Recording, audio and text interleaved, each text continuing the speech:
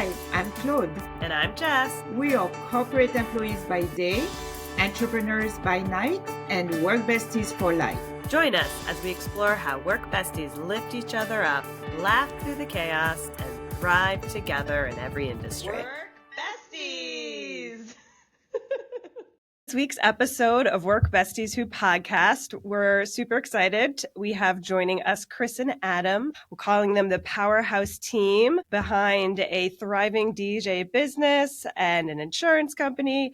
And they also happen to have a podcast of their own. So we are excited to have them. They plan to share how their friendship has driven certain successes and the challenges they've faced working together as work besties, and maybe providing all of you some tips if you have ideas of creating your own company.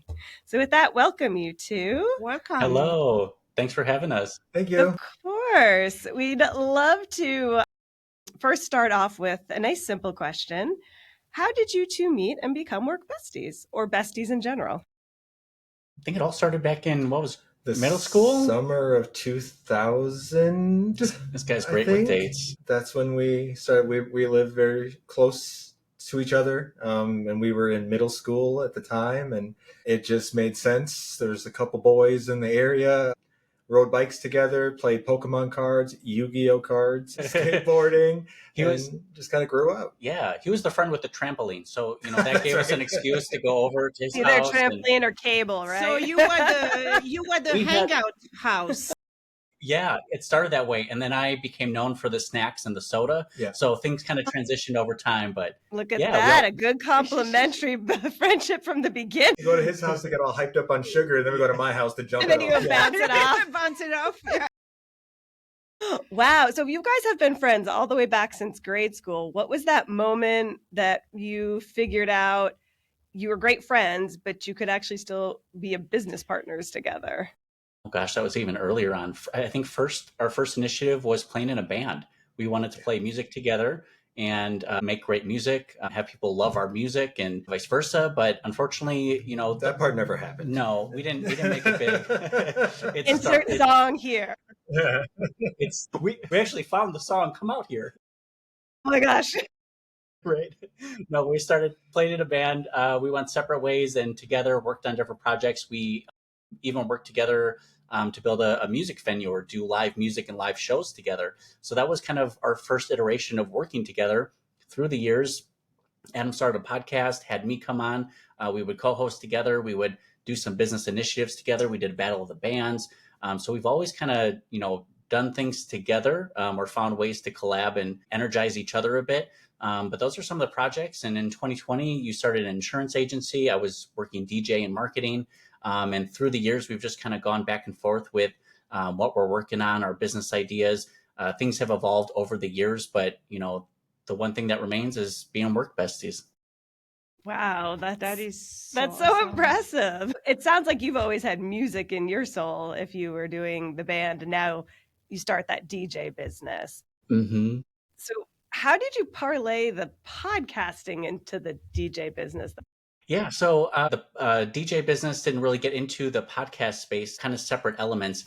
First one started audio only, just kind of sharing our thoughts and opinions on worldviews or topics, just random anything. But just recently, the podcast started off with us sharing sales, marketing, and business tips and tricks with each other while we were both entrepreneurs. Now, today, it's grown into welcoming and introducing other guests and experts in their field to help be guests and provide content for the show.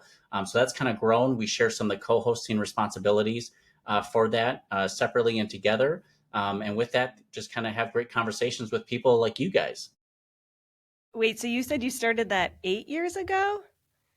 One of them, yeah. Okay. 8 Oh, years one ago. of them? 8 So years you ago. had several? Yeah, this is our third or fourth iteration of recording ourselves talking. And actually, it's good. You always have something to talk about, even after 8 years. Yeah. Yes. It just kind of changes with time with our That's a mutual good interests. sign. Brainwork Framework started when I had opened up my agency, and he had just really started going hard on the marketing, and then using his experience from the DJ business helped me grow and do my own marketing, and I learned so much from doing that. And that's just how it started, and then it sort of just kind of kept growing. Then, like you said, inviting more and more people on, and now it's basically only this. It's meeting with other people and conversations about their experiences, their projects they're working on, growing the networks, and just trying to be resourceful and build our arsenal of resources as well, as far as business goes. All right, so I feel like I have to ask this question because we get asked this one a lot. Okay. What's the most surprising thing a guest or has brought to one of your podcasts, or maybe a story they've shared? We've talked with a lot of cool people. That's tough because it's like you either go like really important or just the crazy ones. Well, yeah, one of each. I mean, we'll have some more. How would you describe them? Out of the box people, more eccentric a bit, and that Okay. shows through their personality and their communication style as well. There's a few guests you can see and find like that, just very animated. So those are the fun, interesting ones. Then we have some other ones. We just had it was one of the product managers for Apple back in the 80s and 90s. He came on to the show, and the Spotify guy. Do you know the Spotify year-end wrap-up? We had the director of that program come onto our show. So yeah, we get to meet a lot of cool people. Those are just a few of the ones that come to mind for me. And Adam's welcomed a few of people in his network as well. And you're going to be recording one soon with, was that the Dad Network or something? Yes, a guy who's starting a podcast, the Dad Network, and he's doing other things as well. Every person we talk to is going to be a little bit different. What I've learned is that not everybody has the entertainer mentality that one sort of kind of needs to be an interesting podcast guest. Yeah. There are just people that this could have been an email kind of thing, but here we are stuck. But whatever, you got to try to be professional. Let's try to grab content, and even if you have to literally pull it out of them, everybody's different. You just got to try and be happy, be healthy. What is that? Yeah. I don't know. But then it's really tiring because you're trying to get hard. You really get it for your money. None of our guests were like that. All of our guests were very entertaining. I wanted to try and ask you some of the questions because one of the things we think you could help with our Work Bestie community on is the fact that you guys are best friends. It sounds like you were best friends first and then became business partners, obviously in a bunch of different ventures, which is pretty cool. If you wouldn't mind sharing with us the time that there are challenges, how do you guys work through them? When you don't agree? Absolutely. I think anytime in business, having family or friends involved can be a struggle, and you will run into some challenges that unfortunately emotions can get into the way, and you don't want it to affect your friendship. But you just find ways to talk problems out, get through the challenge. We can have difference of opinions, but we come back together and find what works, something that we can mutually agree on, and then move forward. So from that, that's my take from it. What do you think? I think it goes back to remembering why you initially trust this individual, because everything's trust, right? So if I remember why I continue over 20-some years to trust this individual and junk. I don't know why he would. But, we'll disagree. I think something's super this way, but he's like, we should wait on that. I'm like, But, trust. It has to be trust. I'm the emotional responder. He's the intellectual responder. What? So really, it kind of works out. So as we were saying before we start recording, it's like seeing each other. It's a mirror image. It's a mirror. It is so funny. One is more emotional. One is like, let's just wait. One say, how do you make that happen? And you're like, yeah, let's do this. Like just that. Do it. It is so funny. Yeah, right. I was going to say, I could guess which one was which. Exactly. And that's what we like to say, the yin and the yang, right? Yeah. Yes. That's what makes a whole. So, but it's so funny. What does this friendship brings you in the business sense? So how does it work? Well, it's motivating and inspiring. Just nice to have someone to bounce ideas off of, kind of talk through a problem. he'll call me or text me saying, hey, I did this with a Google ad, or I tried this marketing initiative. I'm like, that's awesome. Results. We go back and forth through that collaboration. Again, it kind of inspires and motivates us. And it's good to have someone to talk to, that gets it in business. I think when he got here, he told me something about marketing, something he was struggling with, Google ad verification. He's like, why is it sending me this verification? And I said, yeah, I know. I go through that all the time. And he's like, finally, someone I can talk to that understands that. It's nice having that communication style open. And if I am struggling with somebody or something or somebody, and it's just nice having that sometimes involved, many times separated third party that again goes back to I can trust, who's going to be like, yeah, you're being dumb, you should do this kind of thing, or yeah, well, maybe they should just shut up sometimes. And it goes back and forth, and some advice is great, some isn't, but it's always just nice to have that person that's not going to call you dumb if you have a dumb thought, kind of thing, Right. Yeah, you can. Or if they do call you dumb, you can take it. Yeah, totally. Not that I have any experience on that. I think kind of tapping into that same style of question. I feel like people ask this as a negative, but I want to ask it as a positive. What's a pet peeve about your work bestie that really brings something unique to your work relationships?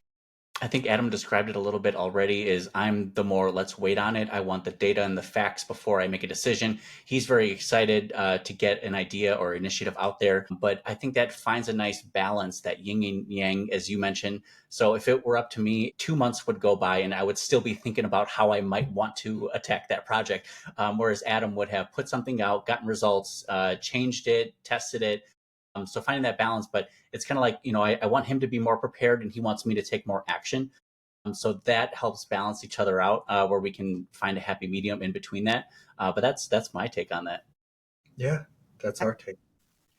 I'm going to say, I feel like Adam, you and I probably might be the exact same Exactly. person. And Chris, we are like the same. We should also comment to those that are listening and not watching this on YouTube. If you're not, please watch on YouTube. But if you're listening, you should note that both Claude and I are wearing almost the same exact color outfits. And Adam and Chris are too. And we didn't call each And other. none of us called each other. No.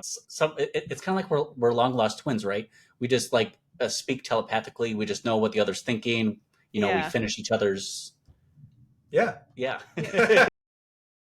It's so funny because I was thinking it was the same when we started to talk about, doing this. The day after, I did already. We have our email address. We have this, we have that. I had it all done. And she's I'm like, this is for we real. we're already doing it. Like I set up a studio, a photo appointment for her. She was like, okay. That wasn't a joke. With our podcast, I started talking about let's do it. I created a little logo, I sent it to him, and he's like, oh, did you mean something like this? And then he sent me this professional type graphic and whatnot. And I'm the doer, he's the thinker, so then it eventually works out. See, I did want to ask you, this is kind of a little bit of a diversion of a question, but it's something I'm just curious myself. So with the DJ business, what is the one thing about running a business, though, that people wouldn't realize? I think for a lot of people who aren't in business, don't realize how many hats you have to wear as an entrepreneur, and you have to be really good at a lot of things in order to make that happen, or you need money to pay people to do those things like accounting or marketing or sales. It's all on you in your business, whatever your output is. With wedding DJing specifically, people think it's a lot of fun, and it is. But there's a lot of organization and planning that is involved, a lot of dynamics when it comes to reading the room, understanding the flow and the vibe of the evening. So a lot of that is fun, but we're also carrying equipment. Just business is a challenge as a whole, and I don't think a lot of people realize that. What was that like for you, Adam, kind of coming in and starting with your business? Well, my business is way different than DJing. My business is something you fall asleep talking about.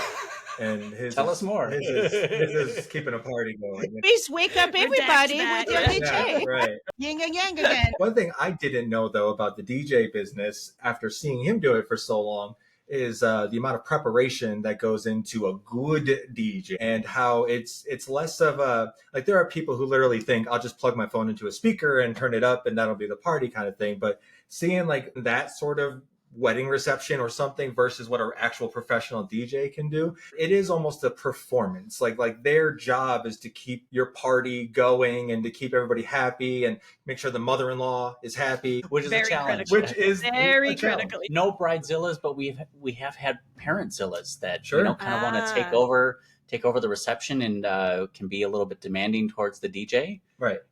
But I appreciate that. Thank you. That doesn't shock me because I feel like Yeah. by that point the bride's like it's smooth sailing. So Yeah, it's, I know Yeah. that. Typically, yeah, absolutely. There's so much going on the wedding day. The bride doesn't want to think about something. So if you got a good DJ, she doesn't have to. Sure. It's called Milwaukee Underground Productions. Oh, so you're from yes, so Milwaukee. from Yeah. where you are? No. My brother lives out there, so Oh, apparently but I live yeah. there. Even though we're both in the same building in New York City right now, apparently I live in Milwaukee. I know you don't live in Milwaukee, but you go there often. I do go there. Yes, I have a brother. that Okay. That's funny. Well, if you're ever in Milwaukee, hit us up. We can have you on our podcast as well, or just meet up for a coffee and talk Yeah, I would love besties. that. All right, along those inside joke lines with me living in Milwaukee, what's the most ridiculous inside joke or tradition that you two have? We can't drive past a plastic deer that's on somebody's foot lawn without making a comment about it. You said inside joke. You didn't say a joke that would be well received by the guests. Exactly. No, You said no. inside joke. We have a thing about deer on people's lawns, like those pretend deer and stuff Yeah. like that. Yeah. Like a We law and just, every order. time, it's just Instead a of thing. But flamingos, you guys have deer. a lot of deer. Yeah, Mhm. yeah, that's right. Anytime we're done or finished with something, we used to like to play some blackjack and Oh, yeah. poker. So when you're done with something, you just do. You got to show your hands. Yeah, show your hands like a dealer would at a casino. That's a good one. That's interesting. Okay, so I have a couple other questions for you. This is fun. Nobody's ever asked us about Yeah, our friendship, right. about our friendship and our history and just us knowing each other. Nobody's ever cared, so this is fun. Yeah. Well, we Well, care. it's important, right? Yeah. We really want to create this little community and show how important it is to have work besties, to have a friendship in work that you can vent to, because they really understand what you're going through, Right. Yeah, you already hit on a bunch of those key topics that come up a lot that we love to support. You love to The be there trust. for the trust, the authenticity. And then at times it's just having that unbiased opinion. Like you can go to the person because they know everybody and the players or the elements that you're dealing with and can give you that hard truth that you might not take from anybody else. Exactly. Yes, you're expecting the honest truth from them, and thankfully they'll give that to you. Right. But that's the person you want to hear it Because- from. it's not a yes man or yes woman. Yes. A friend is not that. A friend is Okay. going to tell you, yes, you're right, or no, here you kind of screwed up. Yes, and that's so important. Absolutely, you don't want someone to just say yes all the time. 'Cause Exactly. That doesn't help you us do out. need Kind of building off that too, I could add a little content. We talked about trust, yes, but I think you can trust a friend and whatnot, but if you don't have a certain level of legitimate respect for them and what they're capable of and what you witness them capable of, without that, it's just a friend then. But if you want it to be somebody that you're going to be in business with, work with, it's super important to have that respect and that assumption that they're going to be able to do what they need to do, sort of thing. And then I think that's why he and I are able to sort of build off each other. He's going to be able to do what he needs to do. I'm going to be able to be like, dude, I didn't do it. I need you to help me. And he's going to help do what I needed to do. So that's just, he's always trying to build me up.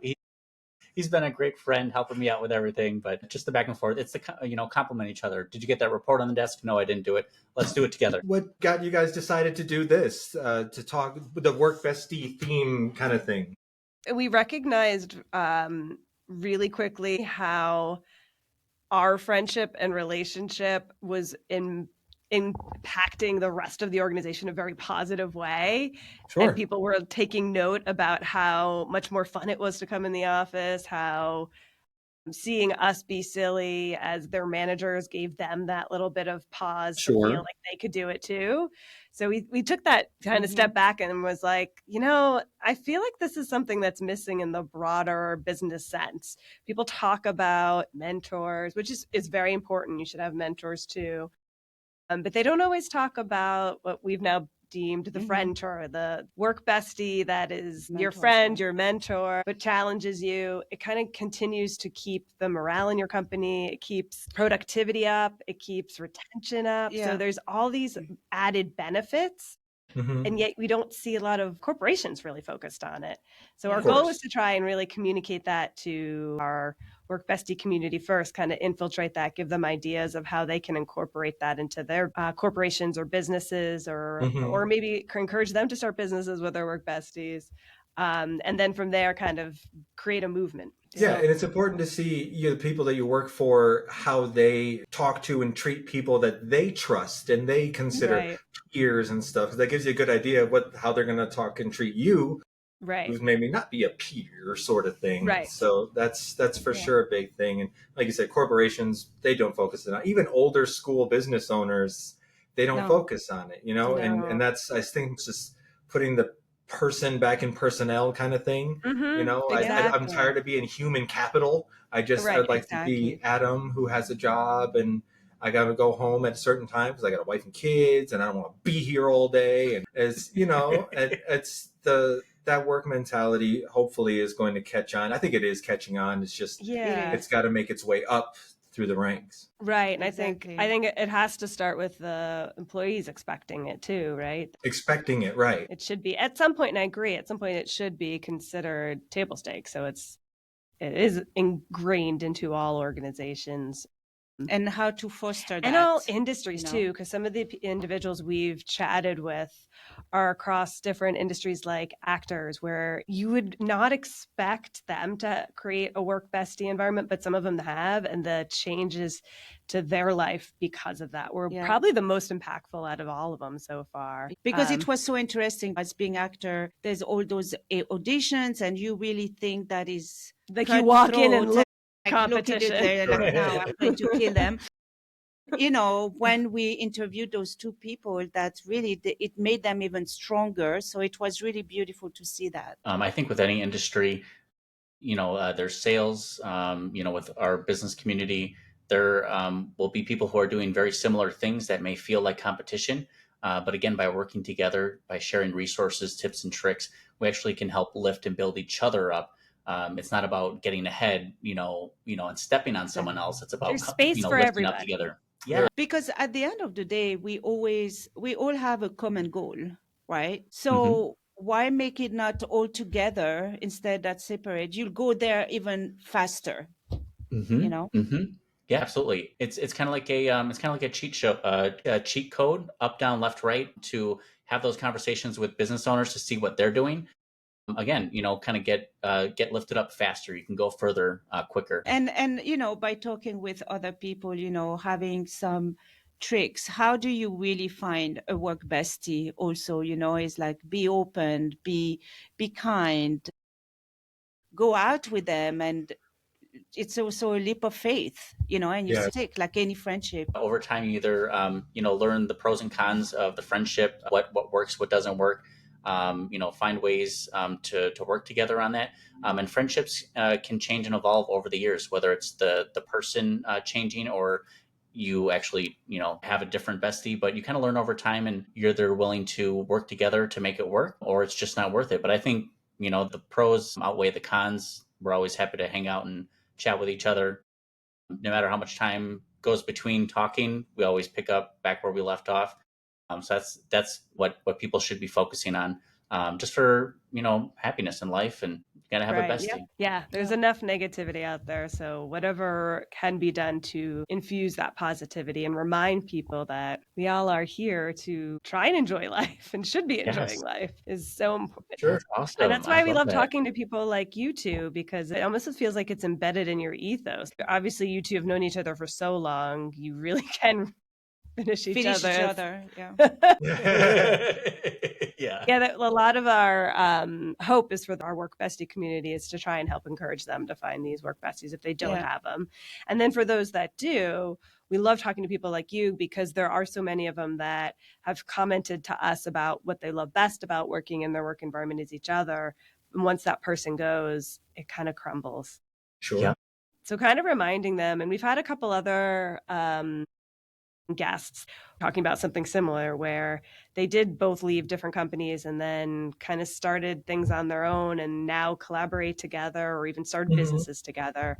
And it's just changed their life. They feel like every day is just a fun adventure. They're motivated. Their outlook has completely changed. Yes. And also, I think work bestie, even obviously at some point you're not going to work together anymore. Hopefully you're still friends. Wait. Not that, well, already we got separated, right? But that's the point of this. We're working together. No, you at some point you're going to have some work besties that are not going to work together anymore because one left, but you're still going to have that friendship and also that network, which is also very important. The network of all those friendship is so important, even if when you wait to go for another position as well. And also having your little community, because as you go on your career, you're going to bring all those friends with you. Yes, absolutely. I was even part of an organization where we had that real small net community, really passionate about the work we were doing. We just hung out, did everything together all the time. People changed positions. Some people left, which kind of fractured that close knit community and the passion that we had together. But over time, they actually started their own marketing agency and I ended up joining them. So we followed the people into another passion. But I think it's just important that, so many people can help influence your lives for the better. So to follow through on those opportunities when they come about for you is so important. But yeah, it's the community that will kind of bring people together. Yeah. I mean, it's so funny because I'm still have a group chat from my previous job. We are like 11 all together and we must be texting each other like at least 3 times a week. And that was 3 years ago. It's Yes. so nice to really have that. The common It is, bond. absolutely. Yeah. So we should get back to asking you guys questions. I know.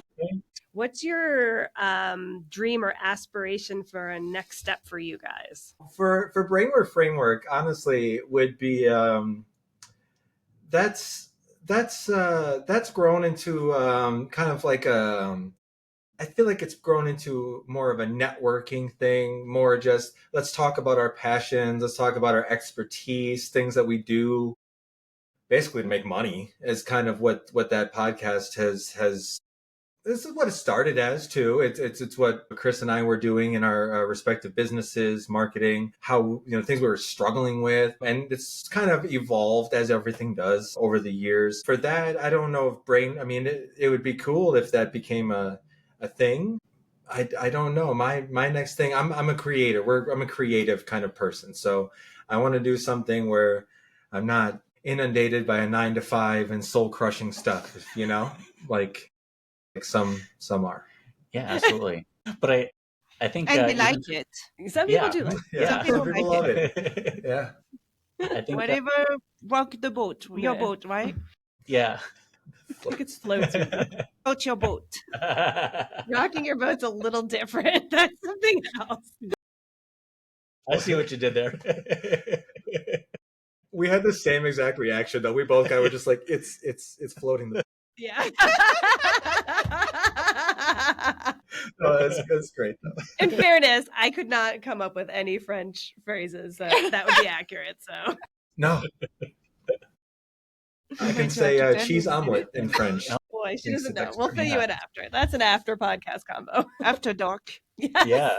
Work Besties, your podcast. Work Besties After Dark. There you go. Yeah. It's like the risque, super sexy style. Yeah. That can be your TikTok shorts segment. Yeah. It's where our guests like to rock the boat. We mean float the boat. Bring it full circle. I think God, All right, back to you guys. Anything else you want to add? I think I just wanted to add to Adam's statements here with being bigger than what it started off as, or started with. It was just us talking about business at first. We did 12 to 16 episodes. 12 made it public. We had some audio issues with the other ones. That happens. Yeah, we hear you. And then the next iteration became the networking while having the guests and experts on, just a way to grow our network, learn from them, share tips and tricks. And so, yeah, I agree with wanting to grow it bigger, potential for monetization with the podcast. Although that wasn't the main idea at first. I think just, again, kind of talk business advice with each other. But as time goes on, if it can grow into something that earns money, that's fantastic. If not, it's just nice, still having that as a platform. But that's just kind of how I see it. So if you could give advice to yourself now based on when you started, what would it be? I think I would skip the words and just go straight to violence. This man woke Not up and chose emotional violence. at all. That was not an emotional. We're getting banned on TikTok before we And get Chris is public. like, bro. let's wait. He's like, I think we could test Yes. that first. Let's wait on that. I'm the only person right next to him. He's talking about violence. What am I to do? Good luck. Actually, Keep the I think video on. the advice I would give myself would be Chris's advice. Just wait on that. Do a No. little for more research. That would Wait on that. that would be the opposite of my own advice for myself. Was just do it. Stop waiting. Just go ahead and implement it. I found, I always feel like there's one more book or one more podcast or video I need to watch, and that will be my aha moment that will motivate me to get things done. Any big plans or anything you would like to share with our Work Besties Audience. community? I'd say if Chris and I have always had a hobby that we've done. We've always had like a video game or something. We've always had a thing that we can do outside of work that has always allowed us to sort of unwind, connect in our out of work selves. And I think that has been a lot to alleviate any sort of those frustrations that come off of disagreements or any, work stress. Just having that ability to decompress together outside of work is really important. And that's something that we connect on all the time. It's once a week, a couple times a week. It's just, hey, let's throw 45 minutes on the calendar and let's just hang out together, essentially. And doing that so consistently. But no, that's been our thing. Just having a hobby, having a way to disconnect, and then when we need to connect, it's a fresh start every day, basically. It was That's always really like good our advice. That's good advice for anyone else who starts a business together, because there are so many times that we just meet and you just start working at work, start talking about work, and you almost forget, hey, we should really just have time where we just chit chat. Any other parting words about Work Bestie, about your friendship? Thank you for being a friend. Thank you for being a friend. Thanks, man. I appreciate that. This is going to sound corny because it is, but taking the time to purposefully create those corny hallmark moments where you are just legitimately vulnerable with another human being is the foundation of any real friendship. But then because we've been together for so long, this guy's seen me cry more than anybody probably, and it's ridiculous. But I'm the emotional one. He's the thinker one, So just us being able to do that, to even if you have to force it, and it's going to sound corny and it's going to be a little embarrassing and whatnot, but really taking the time and the effort to do that is step one, and then everything else really is just connecting. Mm-hmm. You just gotta make time to laugh. I think laughter is what brings it all together, and that makes for a great time. And I'm hilarious, so it works out great. You need one of these. Put 30 minutes on your calendar just watching this guy. It'll do the trick. That might be my favorite parting words we've heard thus far. It's true. The value of having a friend far outweighs anything else. And sometimes it's just that simple. Being vulnerable. Yeah. Sometimes it's that simple, like 5-second recharge that you get from just chatting with your best friend. And so you don't even have to say anything. You just give them that look, and then you're both like giggling over nothing. You can send memes too. Or we send nonstop memes on multiple different platforms. At the same time. At the same time. Adam and Chris, we're so thankful for you guys to join us, to share your story and your background. It was fascinating. I think your journey showcases how you can find your work bestie all the way back in grade school. Yeah. I mean, they just have to have a trampoline or snacks. Yeah. But The I foundation really of any love, great friendship. yeah. And I think I really love what for me is about then taking the time to connect as a friend, leave the business sometimes aside and just reconnect as a friend to continue to say why you were friends to begin with. I think that's very important. Yeah. Absolutely. All right. Well, thank you guys. We hope all of you work besties out there are leaving motivated. Maybe this convinces you all to start your A own business. business. Aw. Wait, you had to do it with the one finger now. Oh, you're a one figure? Okay. Oh, Start your own business with Get Work Bestie. We hope you love this episode as much as we do. And don't forget to like, subscribe, and leave us a review. And check out Adam and Chris's podcast as well. So until next time, as we love to say, to all the work besties out there, keep supporting each other. Remember, whether you're swapping snacks in the break room, rescuing each other from endless meetings, or just sending that perfectly timed meme, having a work bestie is like having your own personal hype squad. So keep lifting each other up, laughing through the chaos, and of course, thriving. Until next time, stay positive, stay productive, and don't forget to keep supporting each other.